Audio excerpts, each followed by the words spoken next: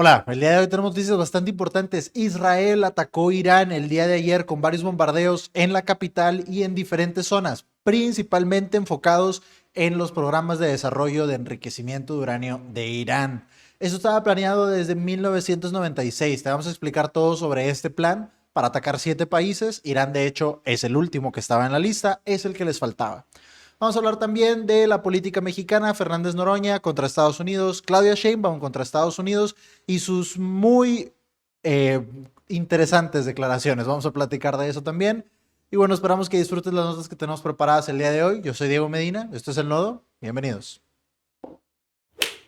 Bien, vamos con lo que por mucho es la nota más importante el día de hoy, que son los ataques que Israel llevó a cabo el día de ayer sobre Irán.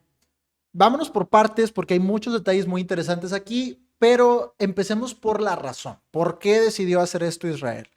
Y ojo, aquí estamos hablando de la explicación que Israel da. Vamos a agregar contexto, obviamente, para que tú formes tu opinión sobre si estos ataques fueron válidos o no fueron válidos. Nosotros simplemente te vamos a presentar la información. La explicación original o la explicación oficial por parte de Israel es que están tratando de evitar que Irán desarrolle armas nucleares. ¿De dónde están sacando esto? Porque pues si recordamos, esa fue la excusa para que Estados Unidos invadiera Irak y luego resultó que Irak jamás tenía planeado, ni siquiera tenía la capacidad de desarrollar armas nucleares. Entonces no es como que una excusa muy nueva y no es una excusa muy creíble en ese aspecto de lo que pasó en Irak. Pero, ¿cuáles son los argumentos que da Israel para decir que Irán está tratando de desarrollar armas nucleares? Irán tiene un programa de enriquecimiento de uranio. El enriquecimiento de uranio es una de las maneras posibles para desarrollar un arma nuclear, pero hay que decir que no es la única razón por la que alguien puede estar tratando de enriquecer el uranio. También se puede enriquecer uranio para producir energía nuclear, energía de uso civil, o sea, básicamente para dar electricidad al país, a la población civil. Y eso es, según Irán, lo que están haciendo. Entonces, la posición por parte de Israel es que este enriquecimiento de uranio tiene que ver con que Irán quiere tener armas nucleares. Oficialmente, Irán no tiene un programa de desarrollo de armas nucleares. El programa de enriquecimiento de uranio es oficialmente para uso civil. Pero también tenemos que dar este contexto importante. Irán tiene este programa de enriquecimiento de uranio y también tiene un programa espacial. Y aquí pues vamos a ser honestos, no es como que Irán vaya a poner su bandera en la luna. No se ve como un programa espacial bastante prolífico ni con muchos objetivos muy grandes. Entonces, parte de lo que sospechan algunas personas, sobre todo en Israel, es que esta es una manera indirecta de llegar a tener un arma nuclear, porque pues con el programa de enriquecimiento de uranio, pues básicamente obtienes la materia prima para producir el arma, y con el programa espacial, pues a final de cuentas estás desarrollando cohetes, cohetes que van a la luna o cohetes que van a Israel, es lo mismo. Entonces, pues esto es lo que da la sospecha de que Irán está tratando de producir estas armas nucleares. Con el programa de enriquecimiento de uranio tienen la materia prima y con el programa espacial obtienen la manera de llevar esa materia prima a otros lugares del mundo. Entonces, pues básicamente la capacidad para realizar un ataque nuclear sobre algún blanco, específicamente Israel. Estos son los argumentos por parte de Israel, pero volvemos a repetir, no existe un programa de enriquecimiento de uranio de manera oficial en Irán o por parte del gobierno iraní. Perfecto. Ahora, esto sucede en un momento bastante interesante. Hay dos puntos que tienen que ver exactamente con cuándo sucede este ataque que nos parece importante mencionar o tratar de explicar un poco. El primero es que Irán está muy debilitado. La estrategia de Irán para tratar de defenderse de Israel o para tratar de atacar a Israel en general, competir con Israel por la influencia en Medio Oriente, había sido a través de grupos indirectos, que en inglés se les llama muy comúnmente proxies. Básicamente, Irán no está pegado a Israel, tienen dos países en medio, está Irak en medio, está Siria en medio, etcétera. Entonces, Irán no está pegado a Israel, y la estrategia de Irán había sido la de financiar grupos guerrilleros o rebeldes o terroristas o como se les quiera llamar, financiar grupos en los países que rodean a Israel o que están más cerca de Israel, como los hutíes como Hezbollah, como Hamas, inclusive que está dentro de Israel o al menos está pegado a Israel, depende de cómo lo quieras ver, pero financiaba a estos grupos que tenían la capacidad de atacar directamente a Israel sin que Israel tuviera la capacidad de atacar directamente a Irán, porque están lejos el uno del otro. Esta había sido la estrategia en los últimos, digamos, 10 años al menos, y poco a poco Israel ha ido debilitando estos grupos, ha ido eliminando estos grupos. Entonces esta primera línea de defensa iraní, pues básicamente ya no existe. Entonces, Irán sí se ha visto muy, muy disminuido en su capacidad de responder. Tanto así que el año pasado Israel derribó el helicóptero del presidente en activo de Irán, o sea, del presidente de ese momento de Irán. Y la respuesta de Irán fue muy, muy débil. Probablemente no porque no quisieran ni porque no se sintieran ofendidos o atacados. ¿Qué otra ofensa más grande puede haber que eliminar a tu presidente en activo? Y aún así, quizás por la falta de la capacidad, Irán no pudo hacer básicamente nada al respecto. Entonces, Israel está viendo a Irán en una posición muy vulnerable, los está viendo en una posición muy debilitada y quizás lo consideran como su mejor oportunidad para por fin poder atacar a Irán, perdón, de una manera definitiva. Que definitiva no quiere decir, o al menos no necesariamente quiere decir que vayan a invadirlos y que vayan a destruir completamente Irán. Irán es un país muy grande, pero sí en una manera definitiva para sus objetivos. Entonces, esa parte es muy interesante. Y la otra es que esto sucede en medio de negociaciones entre Estados Unidos e Irán. Steve Witkoff, que es el principal mediador entre los países de Medio Oriente y la administración de Donald Trump, tenía de hecho una junta planeada para este domingo con sus contrapartes iraníes. Y obviamente esa junta ya se canceló. Irán dijo, pues, ¿qué vamos a negociar? Si de todos modos ya me atacaron, como que, ¿para qué voy a negociar contigo? Entonces, obviamente esa junta ya se fue al diablo, básicamente. La opción diplomática que se estaba buscando, lo que buscaba Estados Unidos era ponerle un límite al enriquecimiento de uranio de Irán sin tener que atacarlos. O sea, de llegar a un acuerdo en el que Irán se comprometiera a, ok, voy a enriquecer uranio, pero solo hasta este porcentaje que me permita desarrollar la energía nuclear, pero no un arma nuclear. La opinión o el plan preferido de Estados Unidos era vamos a llegar a este acuerdo, vamos a lograr este objetivo sin tener que atacar Irán. Y lo que hace Israel el día de ayer es básicamente darle a entender a Estados Unidos, tu política externa me vale, tu política externa me da igual, yo voy a hacer lo que yo quiera, yo decido cómo vamos a afrontar esta situación y yo soy el que va a ir marcando la pauta de cómo vamos a afrontar la situación de Irán. Tus negociaciones, si tú quieres que sea diplomático, honestamente me da igual, el que manda aquí soy yo. Entonces, también tenemos que decir que esto es una gran afrenta, o nosotros lo vemos como una gran afrenta para la política externa de Estados Unidos. ¿Cómo? ¿Por qué Israel se siente con la capacidad, con la valentía? ¿Por qué se atreve a demeritar de esta manera la posición o la postura de la principal potencia económica y militar del mundo, que es Estados Unidos? Pues quién sabe. Ya tendríamos que caer en teorías de conspiración que no creemos para poder explicar esto, pero esa es la situación en la que estamos. Y aquí, bueno, ya entendimos por qué sucede el ataque.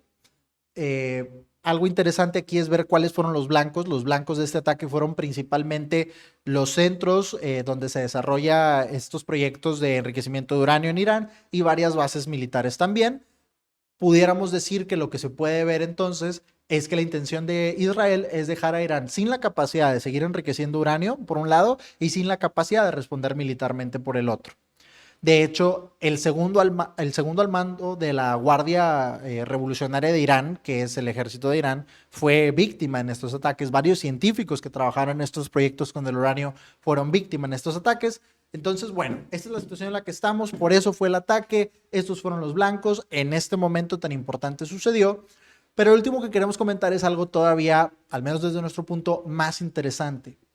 Con todo lo que ha estado haciendo Israel, perdón, con todo lo que ha estado haciendo Israel, pues pudiéramos pensar que simplemente se volvieron locos, que decidieron atacar a todo el Medio Oriente y que ya les da igual lo que piensen de ellos, que también tendríamos que decir eso. ¿Qué tan más mal se puede ver Israel después de lo que está pasando en Palestina, después de lo que está pasando en Cisjordania?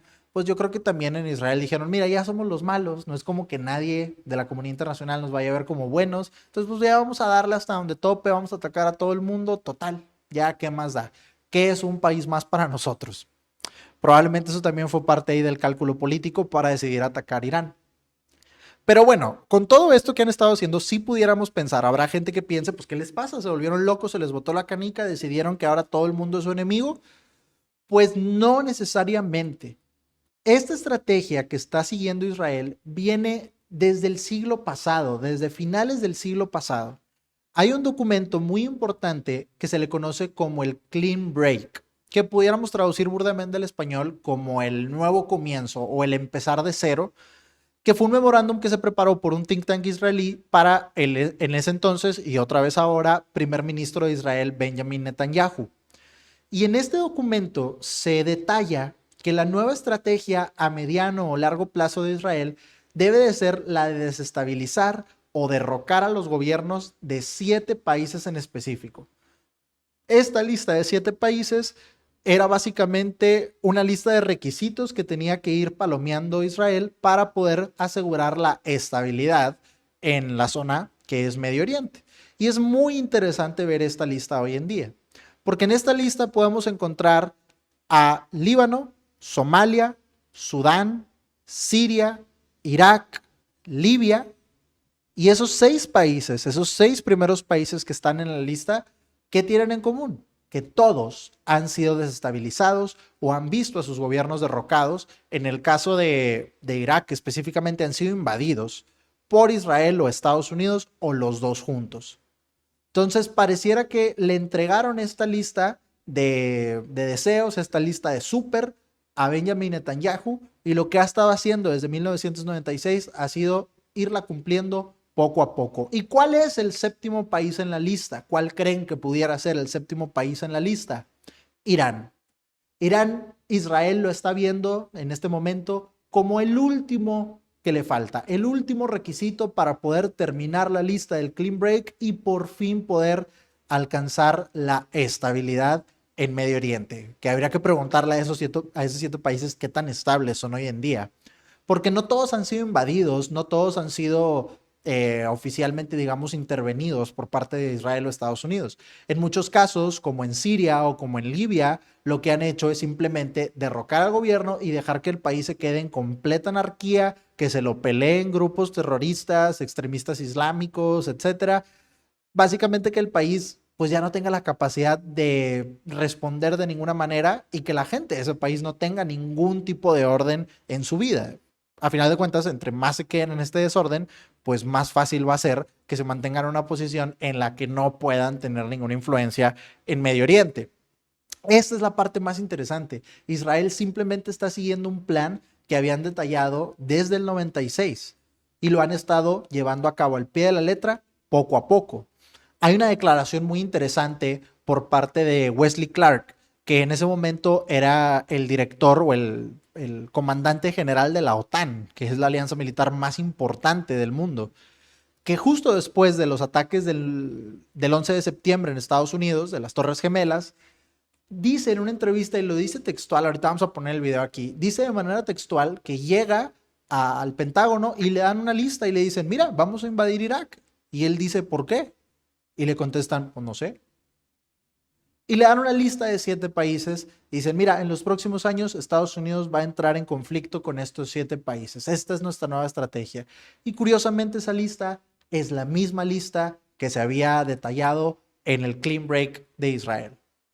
Entonces, pues bueno, ¿por qué pudiéramos ver a Israel teniendo tanta influencia sobre la política externa de Estados Unidos? ¿Por qué los podemos ver con las agallas, digámoslo así, de simplemente ignorar las preferencias de lo que Estados Unidos quiera y tomar acción por su propia mano?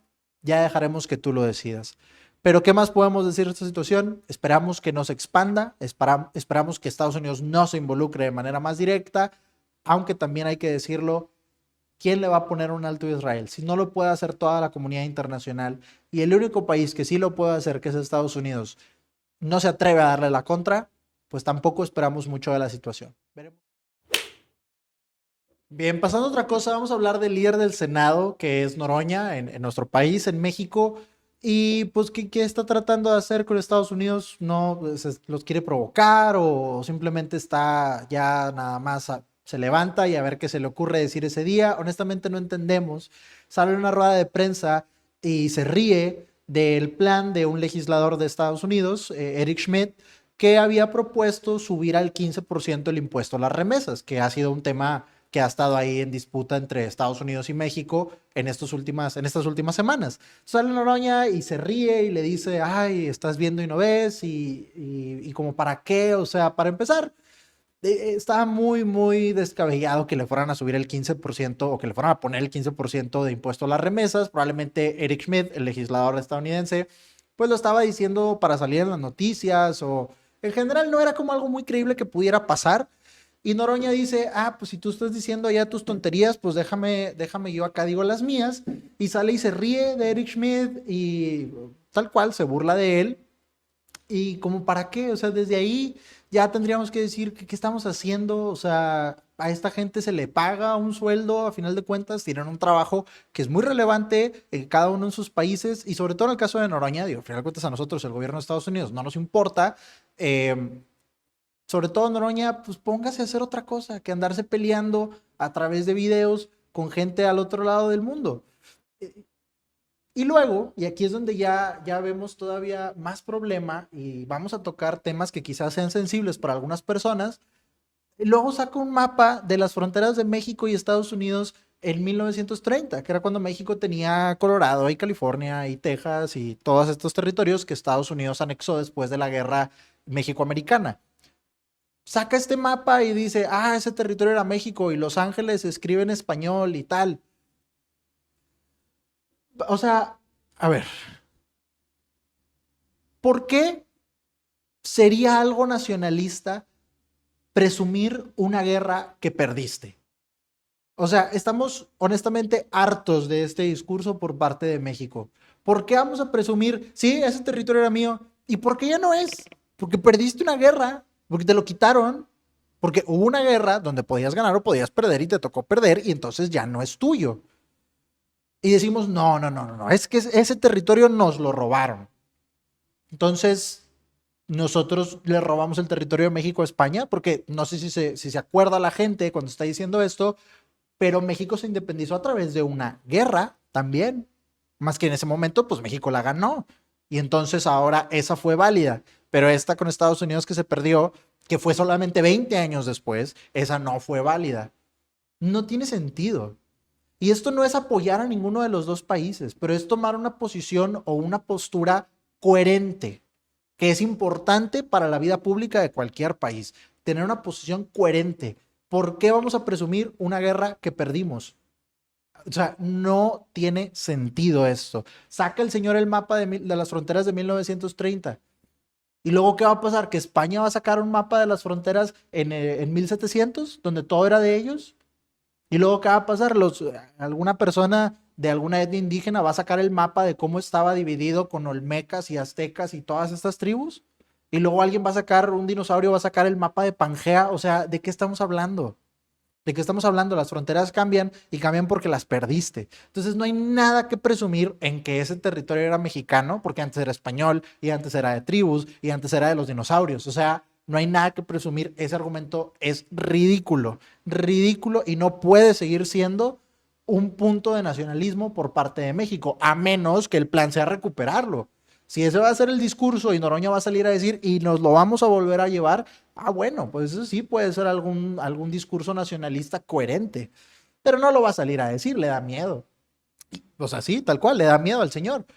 Luego además sale y apoya las protestas que están sucediendo en Los Ángeles y dice que la foto de la bandera mexicana, ahí con los taxis estos güeyos quemándose, es una foto muy poderosa y que hay que resistir y le echa porras a los manifestantes que están allá en Los Ángeles, que no son manifestaciones pacíficas, hay que decirlo. No todos los manifestantes están cometiendo delitos, ni disturbios, ni nada, pero no podemos decir que una manifestación llena de incendios es pacífica. Hay que ser realistas, no son pacíficas. Que no todo mundo está haciendo disturbios, pero la manifestación no puede llamarse pacífica con lo que estamos viendo. Entonces, sale y le echa porras a estos manifestantes, pero cuando se estaba manifestando la gente, el señor sale a decir que es la oposición y que sigan golpeteando y que Morena va a estar 40 años en el poder y se burla de ellos y los condena, que cómo se atreven a manifestarse. O sea, cuando son manifestantes del otro lado de la frontera, ahí sí, no, hombre, hagan lo que quieran, quémenlo todo. Pero cuando son manifestantes en la Ciudad de México, que te están exigiendo a ti porque tú eres parte de sus gobernantes, tú eres la autoridad, ahí no, ahí está muy mal y hay que condenarlo. Este señor, también, o sea, vamos a tratar de ser justos con Oroña. ¿Qué esperamos? El señor siempre ha sido así. Siempre se la ha pasado diciendo lo que era tras lo que era, tontería tras tontería. No tiene ningún sentido de coherencia cuando habla. No le importa tenerlo. También hay que ser pues generosos en nuestro análisis de Noroña. Él dice, mira, yo estoy loco, a mí me gusta agitar el avispero, a mí me gusta ofender a la gente y no me gusta que me ofendan. Yo me llevo y no me aguanto, ¿y qué? Se presenta a nosotros como es. Quizás no lo hemos sabido aceptar. Pero bueno, la posición es ridícula, no creemos que vaya a haber, o esperamos, bueno, no, ya que total sí, que le pongan el 15% a las remesas, ya que se vaya al demonio todo el mundo, nada tiene sentido. Si estos son los gobernantes, pues sí, igual nos merecemos que todo se acabe. Bien, y vamos con nuestra última noticia. Claudia Sheinbaum se metió en problemas con Estados Unidos por declaraciones, igual que Noroña, sobre las protestas que están sucediendo en Los Ángeles, donde Claudia Sheinbaum llamó a la población a salir a manifestarse de manera pacífica. Esto es cierto, porque luego sale Kristi Noem de Estados Unidos a decir que la presidenta de México está incitando pues los disturbios que están sucediendo en Los Ángeles y está llamando a manifestaciones que no sean pacíficas y a incendiar cosas y a todo esto. A ver, vamos a tratar de ver los dos lados. Eso no es cierto. Claudia Sheinbaum jamás ha salido a decir que quemen cosas, ni que salgan a pelearse con la policía, ni nada de esto. Eso no es cierto. Pero también hay que decir que, bueno, está diciendo que salgan a manifestarse en manifestaciones que no son pacíficas. O sea, básicamente te está diciendo, sí, tú ve a la calle y ponte ahí al lado del carro que se está quemando y ponte ahí al lado de la persona que le está tirando piedras a la policía, pero tú no lo hagas. Entonces también es una declaración un poquito como medio ambigua que hacer. Pero el hecho como tal es ese. Es mentira que Claudia Sheinbaum esté apoyando manifestaciones violentas, pero también se puede decir completamente cierto que está apoyando manifestaciones pacíficas según ella y que se pueden desencadenar en disturbios después. Ahí habría que ver pues qué tan sensato es llamar a manifestaciones pacíficas cuando sabes que no están siendo pacíficas. Pero bueno, ese es el enfrentamiento que tuvo ahí con Kristi Noem. Ha deteriorado mucho la relación entre México y Estados Unidos, como si necesitara deteriorarse. La pobre de Claudia Sheinbaum ha hecho sus esfuerzos, quizás no con los mejores resultados, pero ha hecho sus esfuerzos por mejorar la situación de seguridad en el país, y como niño que le va a enseñar que se sacó un 10 a sus papás, va y le entrega, mira, arrestamos a tantos, a los estadounidenses, mira, y ahora te voy a deportar a este, y mira, ahora esto, y ahora lo otro, pero pues al parecer Estados Unidos no la pela, no le interesa, quizás tiene otras cosas en mente, como para decir, no me importa lo que hagas, yo de todos modos ya sé lo que voy a hacer con México y no me lo vas a impedir. ¿Quién sabe? Pero el caso es que la relación obviamente está muy complicada. Y aquí un punto muy parecido a lo que comentamos sobre Noroña en el segmento anterior es la incoherencia de nuestros gobernantes. No estamos a favor de nadie que tenga algún interés en contra de México, pero tampoco estamos a favor de la incoherencia en el discurso público y construir una visión pseudonacionalista a través de cosas que no tienen sentido, a través de tonterías, como el hecho de que nuestra presidenta se la pase repitiendo mañanera tras mañanera que México es un país soberano y que México no va a aceptar que nadie dé su opinión, y que si los derechos humanos o que si alguna organización internacional dice que nuestra reforma judicial no es la mejor opción o dice que no estamos tratando bien X o Y tema, ellos no pueden opinar porque México es soberano y no tiene nada que hacer aquí. El país es de Claudia y Claudia decide y nadie le va a decir qué hacer, ¿ok? Pero ella sí puede salir a decir que los mexicanos que viven en Estados Unidos tienen que mandarle cartas a sus legisladores para evitar que se ponga un impuesto a las remesas. Y sí tiene que decir a Estados Unidos cuál es la mejor manera de manejar su política interna en términos de migración.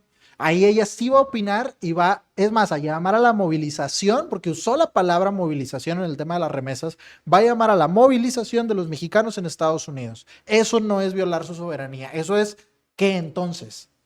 Es lo mismo, se lleva y no se aguanta. Y no queremos que le pase nada malo al país. Esto no se trata de que algún país venga y nos imponga algo negativo, pero es imposible construir un discurso nacionalista o que le convenga a México de alguna manera a través de incoherencias. No es posible si te estás contradiciendo de un segundo al siguiente. Y también, o sea, ya quiten la mañanera. Honestamente, todas las personas, cualquiera, hasta el mejor orador del mundo, la va a terminar regando si tiene que salir a las 7 de la mañana todos los días a ver qué le preguntan y que pudiera estar enterado de todo. El único que podía salir ileso de esas cosas era Andrés Manuel, porque era el único que tenía la habilidad para cuando le preguntaban algo a lo que claramente no tenía una respuesta o la respuesta no iba a ser buena, sacar una estampita de un santo o poner a Chicoche en la bocina o mandar una carta al rey de España o etcétera. Y ya todo el mundo se le olvidaba. Es el único. Claudia no tiene ese ángel, Claudia no tiene ese carisma. Entonces, no hay necesidad de estar hablando día tras día, tras día, tras día, que le embosquen con preguntas, etcétera. No va a salir bien librada, porque nadie podría salir bien librado. No le da nada a la vida pública de México el hecho de que el presidente tenga que salir todos los días a hablar. Y eso, o sea, entretenimiento, supongo, pero hay muchos programas en la mañana en la tele. Pónganse a ver otra cosa. No necesitan que el presidente les esté explicando qué hizo todos los días. Nadie está mejor por eso. México no está mejor por eso. Esa es la realidad. Lo que más le conviene a un gobernante es hablar cuando le convenga hablar y cuando lo mejor sea no decir nada, pues no decir nada. ¿Qué va a hacer Estados Unidos con esta relación complicada que tenemos con ellos? Pues quién sabe. No se ha visto realmente que el gobierno de México le pueda poner algún alto en algún tema a Estados Unidos realmente. Probablemente no les importa lo que el gobierno de México diga, ellos ya tienen sus planes y no vamos a poder presentar muchísima resistencia y definitivamente no lo vamos a poder hacer de esta manera. Quizás hay que tratar de usar otro enfoque. Ya regañó a Noroña por andarse peleando ahí con los legisladores de Estados Unidos. Claramente esto no le parece bien, aunque pues ella ha caído, aunque con muchísimo menos gravedad, básicamente en ese mismo error. Entonces, pues bueno, como dijimos, lo mejor que le puede pasar al país es quitar la mañanera. Muchísimos de estos tropiezos en nuestras relaciones internacionales salen de la mañanera.